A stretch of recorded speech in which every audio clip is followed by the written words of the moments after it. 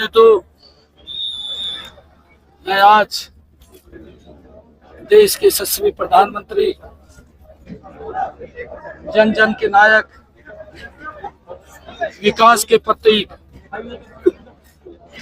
मोदी मतलब विकास, मोदी मतलब गरीब का हिमायती, मोदी मतलब भारत का सम्मान।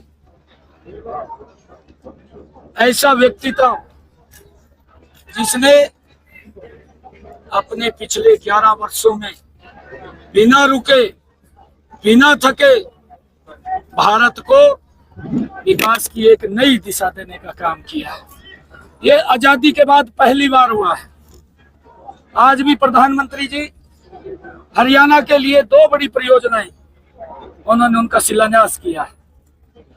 एयरपोर्ट से लेकर के बहादुरगढ़ तक जम्मू कटरा रोड को जोड़ने वाला रोड, और एक एयरपोर्ट से लेकर के सोनीपत को जोड़ने वाला रोड। 2 बड़ी परियोजना आज दी है।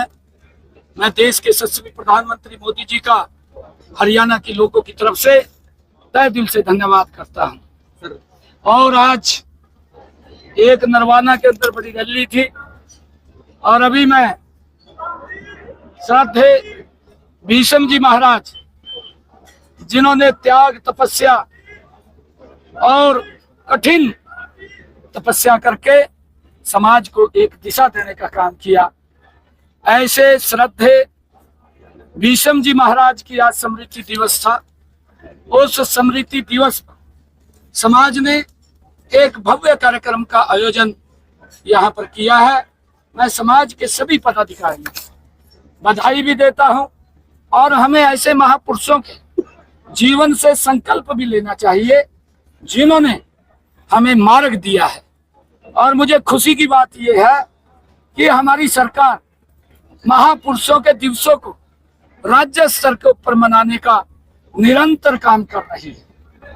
और उसी में ही परम श्रद्धेय भीष्म जी महाराज, जिनकी तपस्या हमारे यही कुरुक्षेत्र के अंदर पिंडू पंडारा गांव के अंदर, वहां लंबे समय तक रह करके उन्होंने तपस्या की है।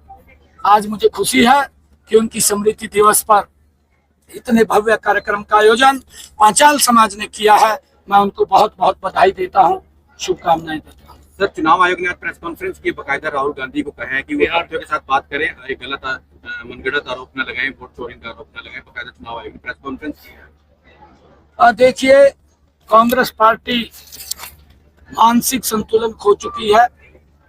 मैंने कहा है कि वो 55 सालों में जिस गति से देश को आगे बढ़ना चाहिए था या समाज को आगे बढ़ना चाहिए था, वो नहीं बढ़ पाया।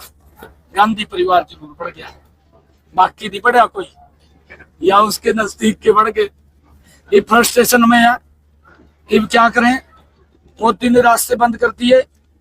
ये पहले खाली ताड़ियां बजवाते थे, ताड़ियां बजवा का वोट ले लेते और खाली घोषणा करते थे, पर होता कुछ नहीं था। उसमें लीक होकर के भ्रष्टाचार में चला जाता था। इनकी तरफ घुस जाता जाएगा भ्रष्टाचार। आरोप भी लगे बड़े बड़े, आपके सामने इतने बड़े बड़े आरोप लगे, लोग तंग आ गए थे। देश पूरे विश्व के अंदर भारत का सम्मान कम हो रहा था। ये कांग्रेस के गलत नीतियों के कारण हो रहा था। मोदी जी ने उस सम्मान को बढ़ाया है, पूरी दुनिया के अंदर उठाया है, और यही तो पीड़ा इनके पेट में दर्द है। ये कभी कहते हैं बेचारे की संविधान को खतरा है, कभी ये महामहिम राष्ट्रपति जो संवैधानिक पद है उसको भला बुरा बोलते हैं, कभी उपराष्ट्रपति को भला बुरा बोलते हैं। ये लोकतंत्र का अपमान करते हैं, ये संसद का अपमान करते हैं। संसद में हमारे माननीय लोकसभा अध्यक्ष उसका अपमान करते हैं, प्रधानमंत्री का अपमान करते हैं, ये तो कोर्ट का अपमान करते हैं। ये तो किसी को छोड़ते नहीं है। ये तो राज्य घूमरे कहा मी आई भी प्रधान। राहुल ने यात्रा शुरू की है सियासाराम बिहार से, कह रहे हैं बिहार में यात्रा शुरुआत का बयान किया है। मैंने पहले भी निकला और आज फिर निकल रहा। नहीं, पहले भी यात्रा शुरू करी थी, सुपड़ा साफ हो गया, वहां भी कर लेगा। दीपेंद्र हुड्डा भी सवाल उठा रहे हैं कि जो बीजेपी है उनके चुनाव आयोग के साथ मिली हुई है, और साम वाम दंड वेद और तंत्र मंत्र के शाहबाद आए थे शाहबाद बोल रहे हैं। क्या कहेंगे? दीपेंद्र को ये पूछना चाहिए, कह देता है कैसे जीते आ कहते अगर अगर कहते कहीं साठ गांठ थी चुनाव हो लो, कह देता है नहीं जीतता था, फिर कहता है कैसे जीते। और इनके समय के अंदर किस प्रकार से वोटों का दुरुपयोग होता था, किस प्रकार से ये वोटों को इकट्ठी करके साइड में कर देते थे जीतने वाले की, और अपने आप घोषणा करवा देते थे, कहा ये जीत गया। ये लोकतंत्र को दबाने का काम करते थे, ये इस अत्याचार करते थे ये लोग। परंतु मोदी जी ने जो ये ट्रांसपेरेंसी वोटिंग हो रही है, किसी को कोई अगर शक सुबह है 4 बार देख ले भाई, 5 बार देख ले, तेरे तो सामने मशीन रखी है, कोई दिक्कत आ। परंतु इस प्रकार के आरोप लगाने ये दुर्भाग्यपूर्ण है, और दुर्भाग्यपूर्ण इसलिए है क्योंकि कांग्रेस समाप्त हो चुकी है। अब तो ये समाप्ति की तरफ है, देश ने नकार दिया है, इनका कहीं भी कुछ बटने वाला नहीं है। बिहार के अंदर भी इनका सुपड़ा साफ होने वाला है।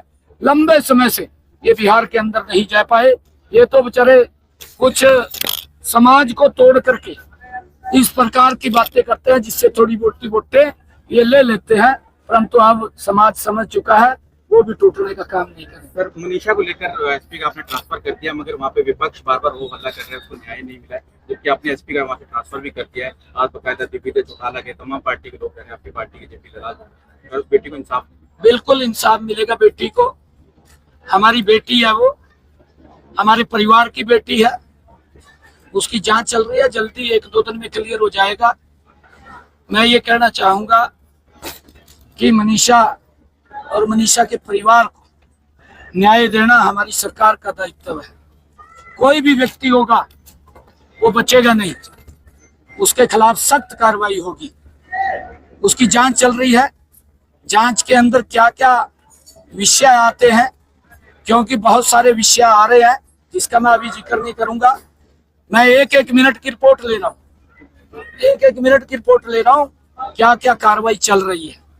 परंतु उसके अंदर दोषी अगर कोई व्यक्ति फंसेगा या मालूम उसका पड़ेगा तो उसको बख्शा नहीं जाएगा।